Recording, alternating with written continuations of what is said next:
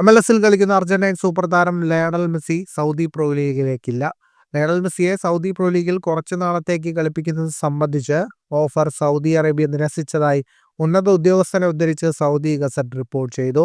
കഴിഞ്ഞ club world കപ്പിനിടെ മെസ്സിയുടെ team തന്നെ സമീപിച്ച് MLS നിർത്തിവെക്കുന്ന 4 മാസ കാലയളവിൽ സൗദി അറേബ്യയിൽ കളിക്കാനുള്ള ഓഫർ നൽകിയെന്ന് അദ്ദേഹം വെളിപ്പെടുത്തി.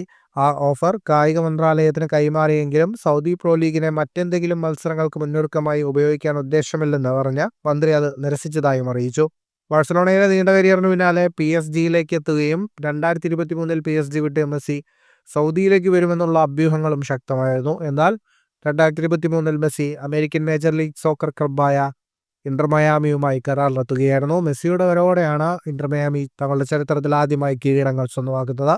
ഈ അടുത്തായി 2028 വരെ ലയണൽ മെസ്സി ഇന്റർ മയാമിയുമായി തന്റെ കരാർ പുതുക്കിയിരുന്നു. ഫുട്ബോൾ ലോകത്തെ കൂടുതൽ വാർത്തകൾക്കും വിശേഷങ്ങൾക്കുമായി സ്പോർട്സ് കഫേ സബ്സ്ക്രൈബ് ചെയ്യുക.